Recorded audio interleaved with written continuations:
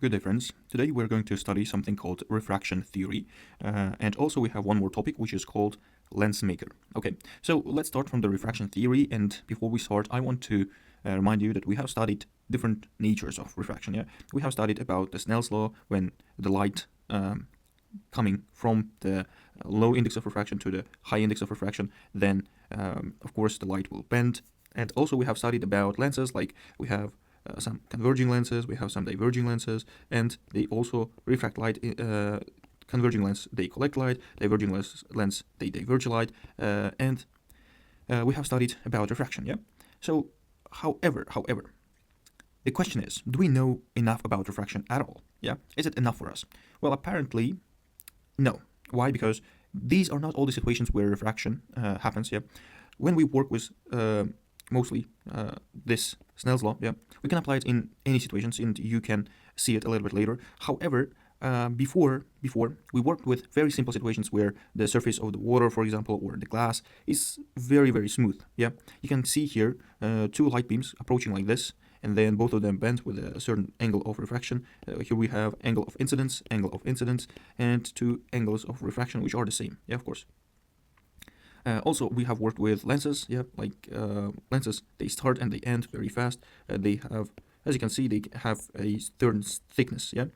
However, what would be if the surface of the water was not like this, but instead it was a bit curvy, something like this maybe, yeah, or maybe something like this. If we had some water surface which looks like the diverging lens, or water surface which could look like a converging lens, yeah.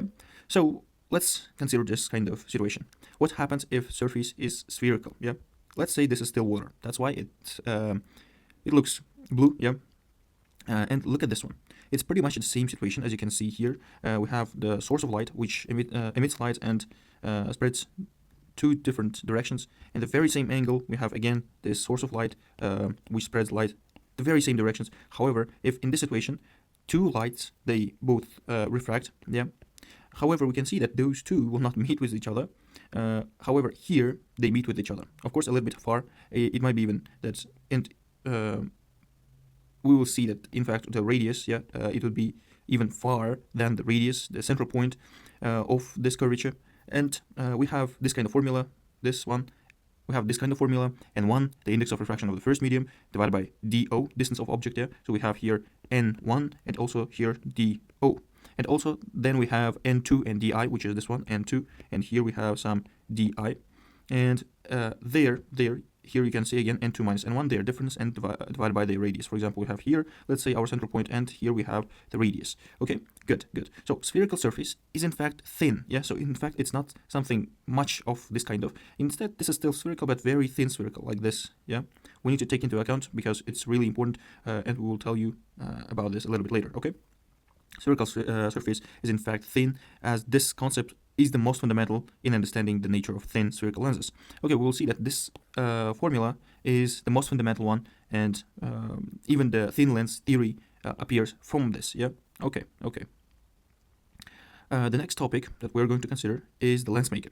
So, in fact, there is something called aberration. Okay, what is aberration?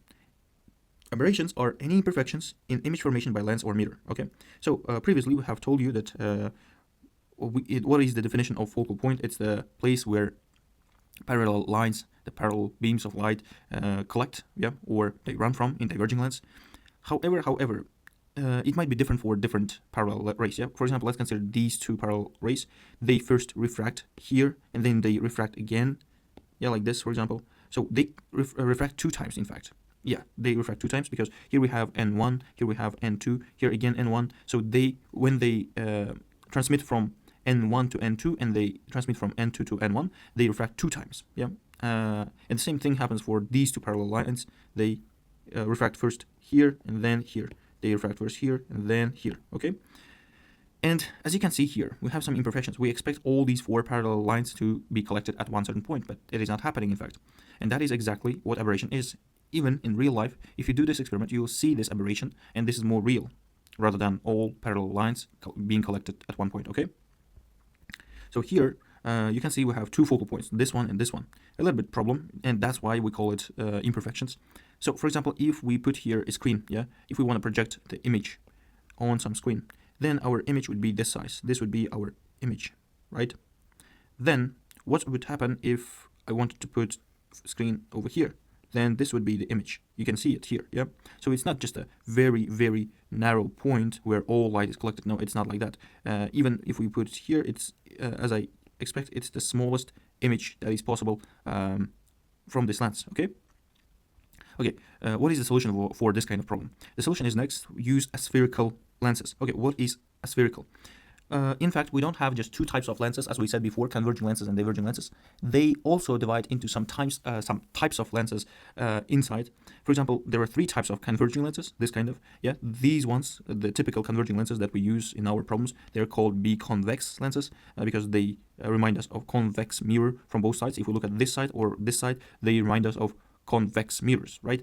And this thing, the next one, this thing is called plano convex, as you can see it here. Yeah, because one side is plane and the second side is convex.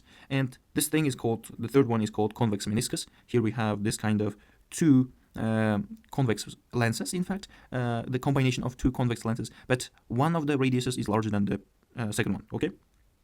The same thing goes for diverging lenses.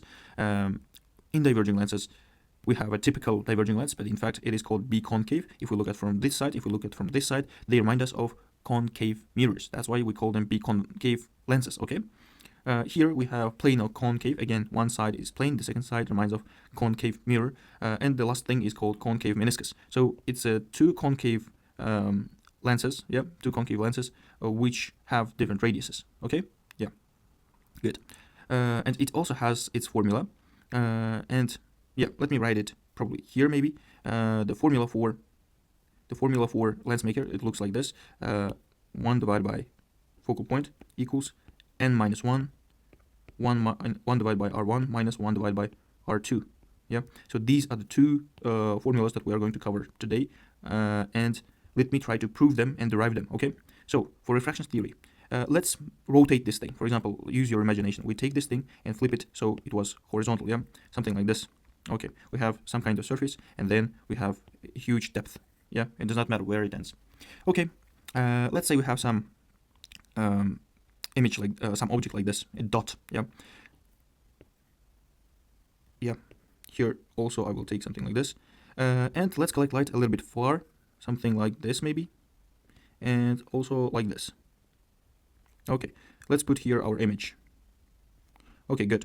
Further, for the formula, I will work with only the top side because both top side and the bottom side, they are a complete copy of each other, yeah? Okay. So let's give some definitions. Yeah, for example, let's give some meaning to this height, yeah? So this thing, let's call it just maybe T, some kind of T, does not matter yet. But we need to remember that this is a thin lens, as we have said. Yeah, this is very thin layer. It's not like very curvy like this. No. Instead, it is something very thin. That's why we need to take into account that this thing is negligible, okay? In fact, it's something very, very narrow, something like this. So it's negligible. Okay, let's use the Snell's law for this situation. And as I have said before, we can use it in different kind of situations. Okay, let me take this line and put it like this. So why do we need it? Because this line would show us, okay, both radius, as you can see here, this indicates about the radius of this sphere, yeah, because this is spherical surface. And also, as you know, this gives us the meaning of normal because we know that any radius, they give us 90 degrees, and that exactly what the normal is, right? So according to the Snell's law, yeah, angle of incidence, and this thing would be angle of refraction. Those two have to be something like this, yeah? According to Snell's law, this is n1 sine theta equals n2 sine theta. This is angle of incidence, this is angle of refraction. Okay, good. However, we have said that this surface is very thin. In fact, that's why it would look to us that these angles are also very small. In fact, if it was very thin, it means that our sphere would be so large. In fact, because if we continue this, it would be something very, very large. So let's try to imagine it to ourselves. We have this kind of situation, and our central point is very far, or maybe even here. And then if we try to draw here our radius, then it would give us, as you can see here, this thing shrinks. This angle shrinks. It's smaller than the previous one, yeah, in the beginning. And if we keep making it very thin, then you can see that this angle will shrink more, because the radius gets far, and then it would be something like this, for example. Oops, something like this maybe, yeah? This angle will get smaller, smaller, smaller, and that's why we can use here small angle approximation, and we know that due to small angle approximation, sine theta equals theta, right? So right now we can apply here n1 theta 1 theta I equals n2 theta r, okay? Okay, let's concentrate on this one. Okay, what are we going to do further? We are going to give some meanings to different angles, yeah? Let's give some kind of a meaning to maybe this ones, yeah? Let's call, yeah, let me take maybe violet. Let me call this angle some alpha. Okay, let me call this angle, which goes to our image, some beta. Okay, good. I have here, as you can see, this is a straight line, as you can see here, yeah, this one. This is theta I, then definitely this thing would be what? This has to be 180 minus theta I. Okay, so let me write it here. This angle would hold the meaning 180 minus theta I. Okay, let's call this angle some phi, and this whole angle would be definitely 180 minus phi. Okay, okay. Right now you can see here two triangles. This triangle, this one. Yep, and also you see here one more triangle, which is this one. Yep. And we know that the summation of all the angles would give us 180 in triangles. So let me write it probably here with a different color, maybe this one. Yeah, we have first alpha, we have here some phi, we have here 180 minus theta I equals 180. Yeah, okay, that's how we can cancel these two out. And we have this kind of meaning. If I move this theta I to that side, then it would be what? It would be alpha plus phi gives us theta I. Okay, what about this side? Yeah, it would give us theta r, plus beta plus 180 minus phi equals 180 again. Those two cancel out. So we have here the meaning of theta r as, yeah, phi minus beta. This would be the meaning of angle of refraction, okay? Then let's apply these meanings here. So what would it be? It would be n1, instead of angle of incidence, I would put here alpha plus phi, and instead of angle of refraction, I would put here phi minus beta. Okay, good. Okay, and right now, let's give some meanings to these alpha, phi, and beta. Okay, what would be their meanings? As you can see here, yeah, this angle, we can apply here sine theta, for example, yeah, sine theta, or we can apply here also what? Tangent theta. Because we know that in small angle approximation, our sine theta would be equal to our tangent theta, and it would be equal to our theta, right? So basically, we have here opposite, yeah, because it is opposite angle, because also we have here some something, and this something is our distance of the object from the lens, right? So we don't care about this one. Again, I will repeat it, that here we have thin lens, very thin surface, that it is negligible. So let me give meaning to it, meaning with red one. This distance is distance of the object. This distance, this entire distance, this is distance of the image, right? And also we have this kind of distance for phi. This is basically what? This is radius, right? Okay, so for alpha, it would be opposite divided by adjacent, t divided by do. This thing would be n1. Okay, let me write it here, yeah? Alpha holds the meaning as t divided by do, right? For phi holds the meaning of what? Phi is opposite t and adjacent r, so it's t divided by r. For beta, it would be what? For beta, it is opposite t divided by di. T divided by di. So if we apply those meanings to that formula, it would give us n1. Instead of alpha, we have what? We have t divided by do. Instead of phi, it is t divided by r. Here we have n2. This thing would be phi, t divided by r again, and this thing would be t divided by di. Okay, and if we take t outside, this thing would be n1 t, 1 divided by, or let's multiply everything. Yeah, or yeah, let's do it step by step so you don't get distracted, so you don't have any other questions. This thing again, n2, this is t outside of the box because of the common factor. This is 1 divided by r minus, 1 divided by di, right? Okay, so as you can see here, we have the same factor, which is t. We can cancel it out, so it does not matter to us, as we have given the meaning to it at the very beginning. We can get rid of it, and that would be no problem. Right now, if we open the formula up, it would be n1 divided by do plus n1 divided by r. And remember that those two r's are the same because we have only one radius, okay? Here we have n2 divided by r minus n2 divided by di.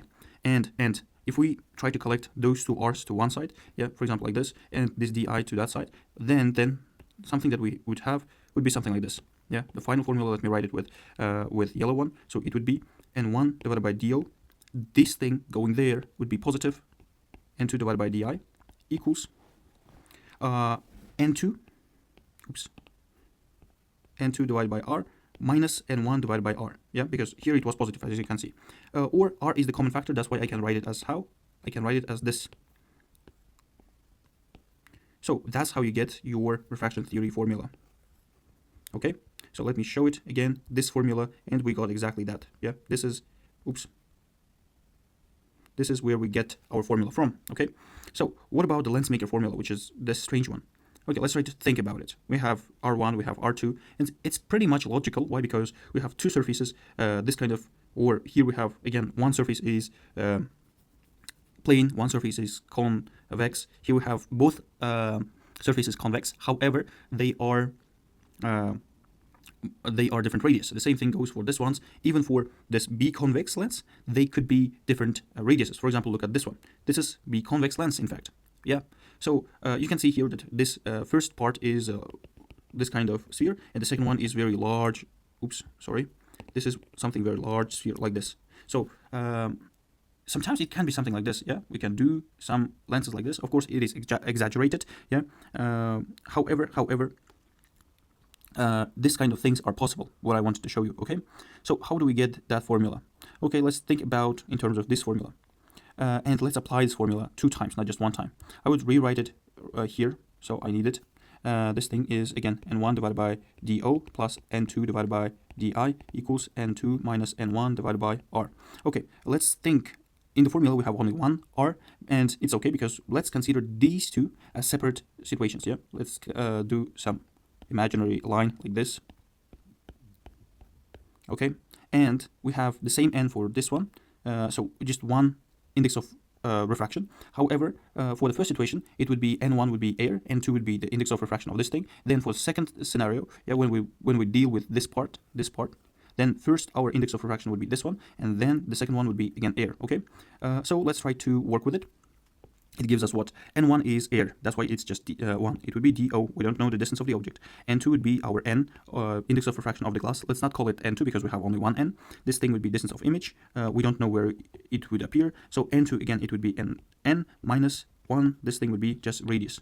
But this thing would be radius 1 because this is some different radius, okay? Okay, good. For this first one. For the second one, again, it would be different radius, but it would be almost the same thing. For example, let me write it here. For N1 instead, for this thing, I would put here what? The index of refraction of the glass, because it starts from the glass. Right now we are concentrated on this part of the lens, yeah? And right now, as in the first situation, N1 was 1 and N2 was N. Right now, N itself would be N1 because after it just passes and refracts like this, for example, we have first as air, the second as index of refraction of the glass. Then our glass would be first and then air would be second, okay? That's why right now it would be N, it would be dO plus this thing would be air, this thing would be di, yeah, some image, di. And what else? Here we have 1 minus n divided by r2 because it's different radius, okay? Right now, let's do it like this. This is distance of object 1, this is distance of image 1, this is distance of object 2, this is distance of image 2, okay? Because we have two situations. What we're going to do next is something a little bit interesting. This let's keep this thing, let's keep everything with what is here. We don't touch it. However, let's work with this one. Right now, we're going to change a little bit the form of this one, not the meaning, but the form. So, if you look at this one, di, yeah, di1, distance of image 1. What is interesting about this? The image of the first lens would be the object for the second one, yeah, right? We can write it as I1, but minus, yeah, because it comes from this side, yeah?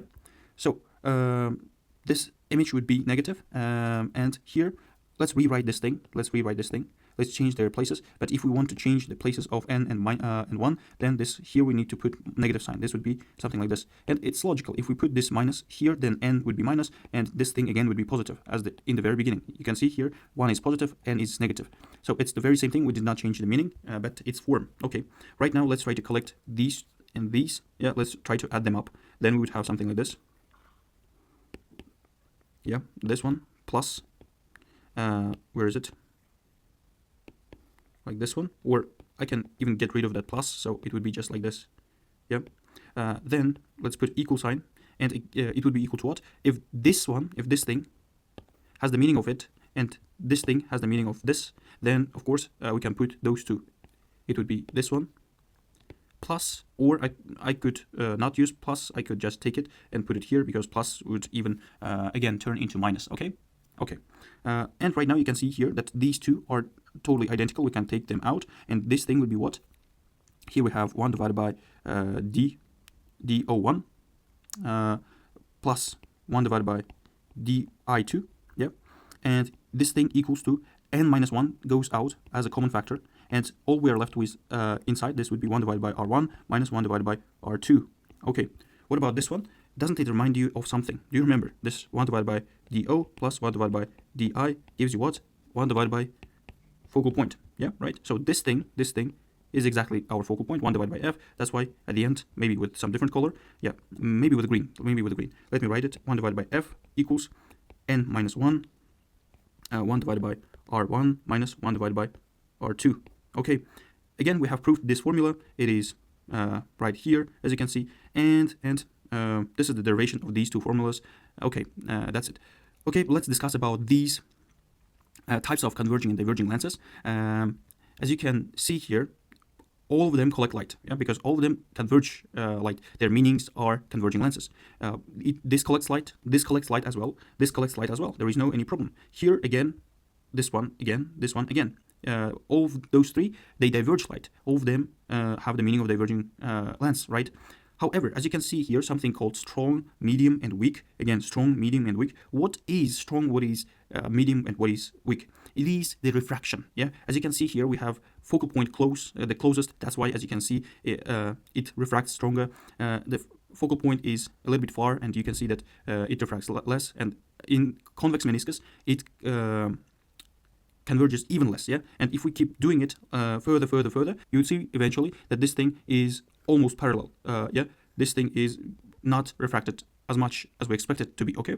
The same thing goes for diverging lens. It refracts light outward very strong because its focal point is very close. As you can see, it's really wide. It's just this distance, but it's this kind of width, yeah?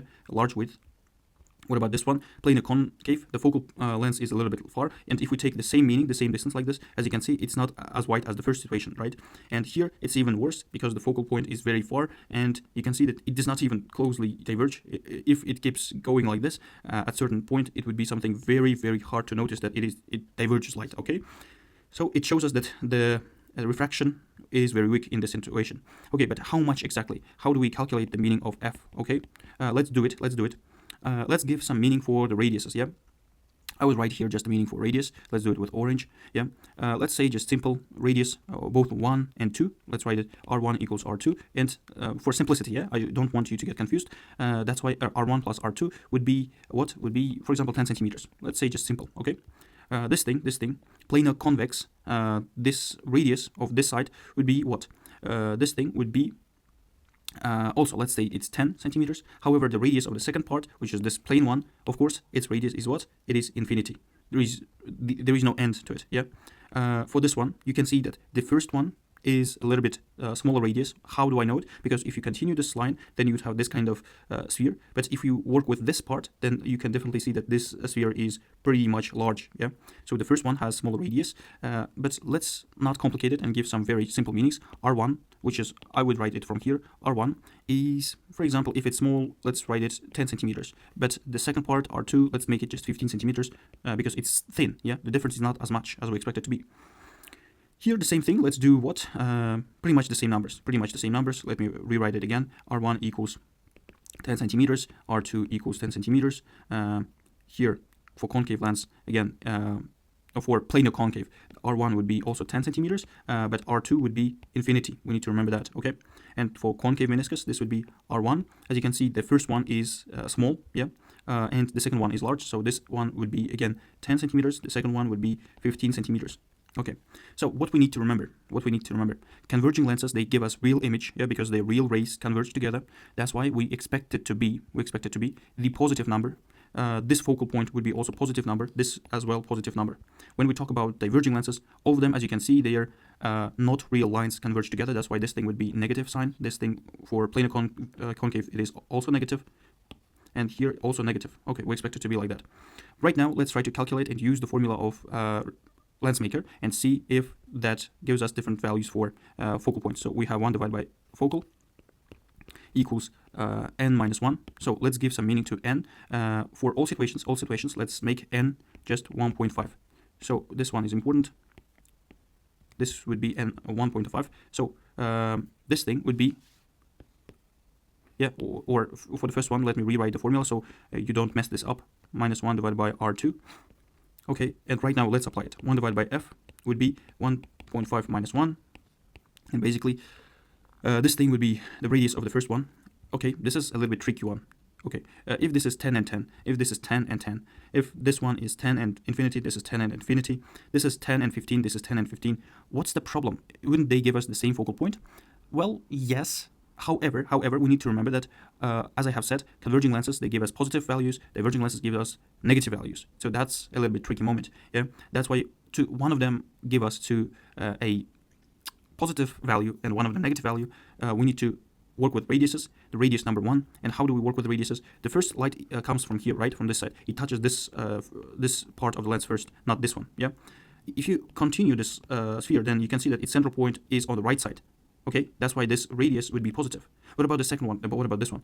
It is opposite to from the direction of light, so light goes to the right. But in fact, the central point of this sphere lies on the left, so the second radius would be negative. Okay, so that's how we write here.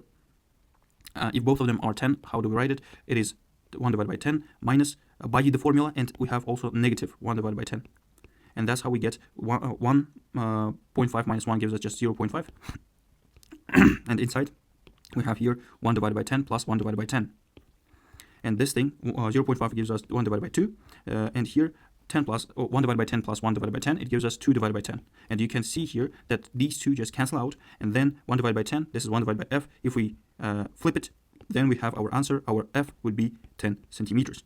Okay, it is positive 10. It works. Good. Right now, let's work with plano convex lens. Okay. Let's bring everything here, the very same concept. Let me bring it everything right here, so you don't waste your time. I take this one and copy to all of them. Here. Only thing that we're going to change are just numbers, not the formula. We are not going to rewrite it every time. Okay, so the same formula. 1.5 minus 1 keeps here. It's a little bit important. As you can see, the first one is positive r, because if you continuation of this sphere, then you can see that its central point is on the right side and our beam of light strives to the right side. So that's why our radius one would be positive. However, the second one is infinity. That's why it does not matter at all. So basically it would be, okay, here we'd write what? 1 divided by 10. It's got to be positive. The second one would be, by the formula we have minus. This thing would be 1 divided by infinity. Yeah. And let me bring it here. Okay. Let me bring all here. Okay, yeah. So this thing would be minus, and 1 divided by infinity just gives us what? Just 0. So basically we have 0.5 again, 1 divided by 2. Here we have 1 divided by 10. And as you can see here, it would give us 1 divided by 20.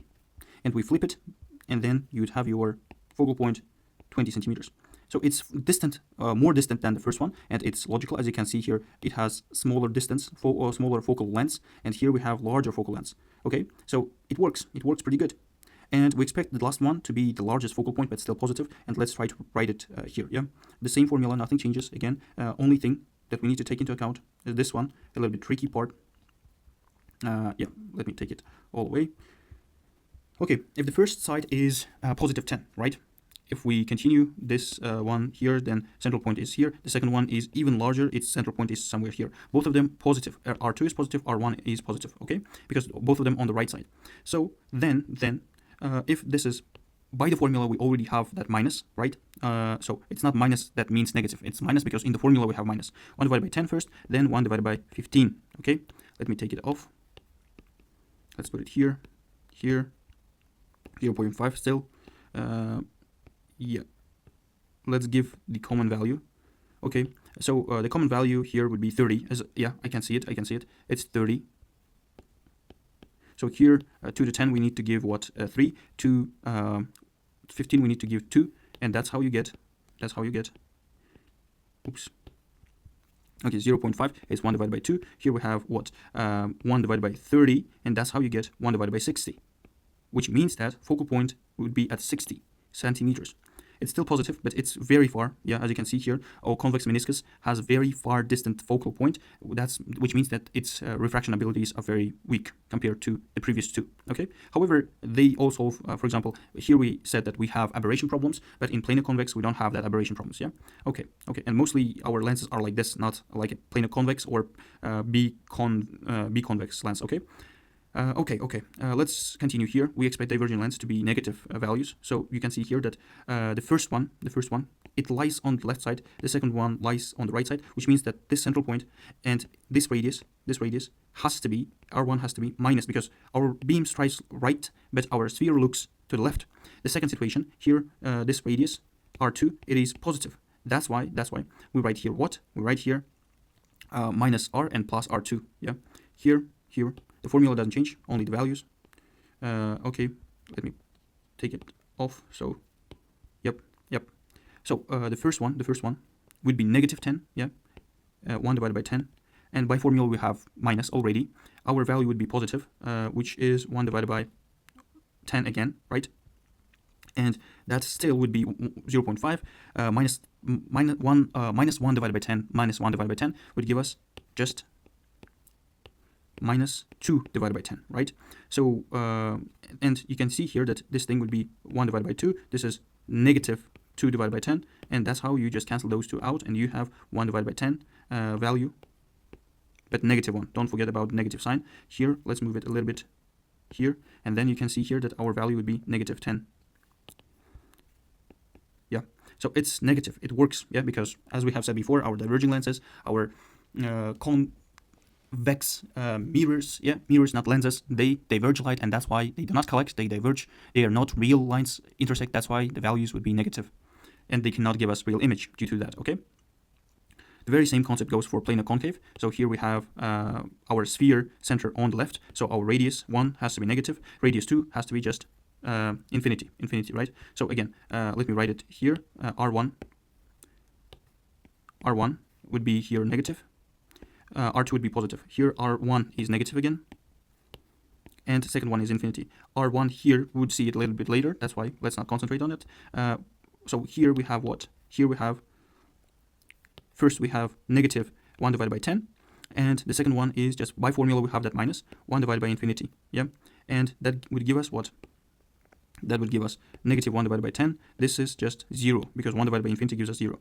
Okay, so basically we have here 1 divided by 2. This is negative 1 divided by 10.